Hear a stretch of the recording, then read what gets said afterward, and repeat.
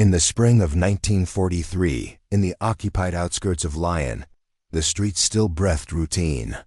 Shops opened at dawn, trams rang softly, and laundry hung between windows untouched by smoke. The war felt distant, held at bay by habit. Radios murmured music behind shutters. It was a city pretending continuity, unaware that a small disruption would soon fracture this calm beyond repair. People spoke in lowered voices, trusting walls more than men, believing tomorrow would resemble yesterday. Still, Claire Moreau blended easily into this fragile order. She worked as a clerk by day, queuing for bread, answering politely, keeping her eyes low. At night she crossed rooms that smelled of dust and ink, assembling a radio from borrowed parts. Nothing in her posture suggested espionage. She appeared careful, almost timid, shaped by scarcity and obedience rather than danger or resolve. Those who noticed her remembered only restraint, not courage, and that was precisely her protection. At her desk, German patrols began tightening routines without announcement. Vans paused longer at corners. Officers asked for papers twice, then 3 times. Antennas were hunted with new urgency. The air itself seemed inspected. Claire felt this shift before seeing it, a pressure in corridors, a hesitation in neighbors, the sense that listening ears had multiplied beyond walls and floors. Radios were now crimes that breathed, faintly, even when silent. Every transmission shortened lives measured in days, so the first breach came quietly. A neighbor mentioned a strange odor in the stairwell, metallic and sharp after nights of power flicker. Investigators followed scent as much as signal. Claire learned that ozone betrayed radios. She also learned that perfume, cheap and heavy, could drown that trace, confusing men trained to trust noses and meters. The idea sounded foolish, almost childish, yet it held under scrutiny. She applied it to curtains, coats, and herself without ceremony. Each night, now, during a sweep, soldiers entered her building with instruments and impatience. Doors opened. Perfume thickened the air beyond taste. Readings wavered, then vanished. Officers blamed equipment, the weather, a careless assistant. An order followed anyway. The block would be searched again at dawn, more thoroughly, without explanation or apology. Claire understood the margin had closed, leaving only hours. She packed nothing visible, leaving objects to look unchanged. Time felt thin and loud. Today. That night she transmitted once more, slower, precise, surrounded by scent. Messages crossed borders unseen. Somewhere, clerks stamped papers that would later survive in boxes. If you wish to follow such traces, letters and reports, preserved in forgotten files still speak quietly, asking patience rather than belief from those who read them. They reveal how errors, not heroics, often carried signals. Perfume, in this case, became cover without meaning to. Records remain incomplete. By design now. At dawn, Boots returned. The search was clinical, methodical, colder than before. Drawers emptied. Meters hummed.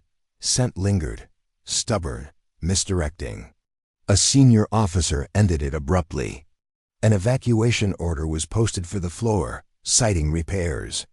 Residents were told to leave by evening, carrying only what hands allowed. No names were read aloud, which felt worse than accusation. Claire folded into the stream, ordinary again, unmarked. The radio stayed behind, silent, clean, unclaimed still. By nightfall the building stood emptied, windows dark, hallways washed of scent. The trick had bought time, nothing more. Trains moved elsewhere. Files updated. Claire vanished into assigned housing beyond the river, identity intact yet thinned. What followed belonged to consequences, measured not in days, but in absences already forming. The city resumed its careful breathing, altered. Authority recorded compliance, not the cost.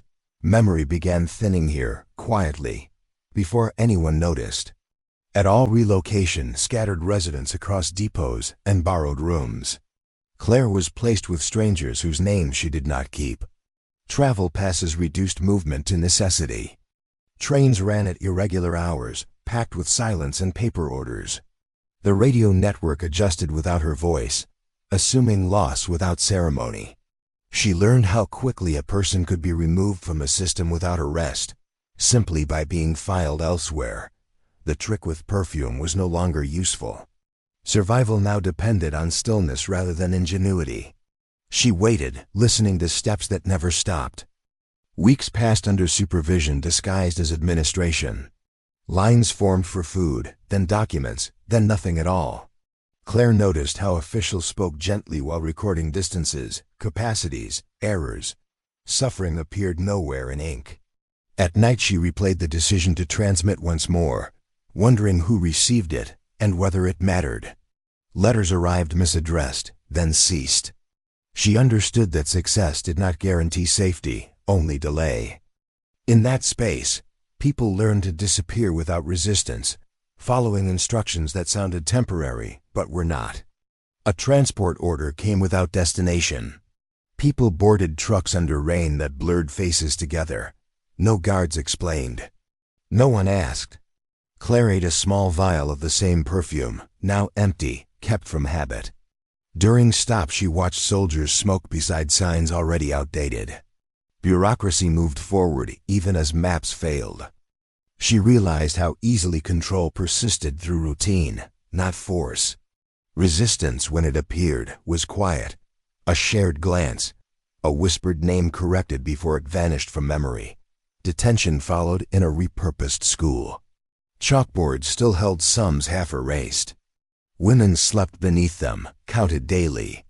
Claire avoided attention, performing compliance accurately.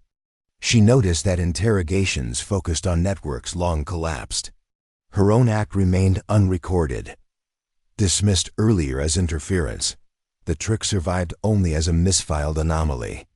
Guards trusted logs more than instincts. Perfume no longer mattered. Order did. What frightened her most was how normal this felt, how quickly fear settled into schedules and rules accepted without protest. From that place, transfers reduced numbers gradually. Some left by night, some by morning. Names were crossed out. Explanations were unnecessary. Claire stayed, then moved again, always through corridors designed to erase context. She learned to mark time by seasons glimpsed through cracks.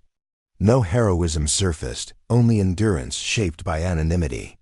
Somewhere, reports accumulated accuracy without truth. The radio message she sent continued its own path, detached from her fate, surviving as data without a body.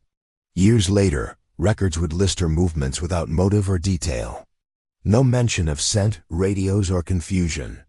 Just compliance, relocation, disappearance from columns.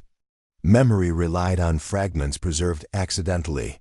A requisition form, a censored letter, an officer's note blaming faulty instruments. These are the traces that remain. If you find them and choose to read closely, comment or subscribe to follow more forgotten stories of the Second World War, where silence often outlived the people it erased.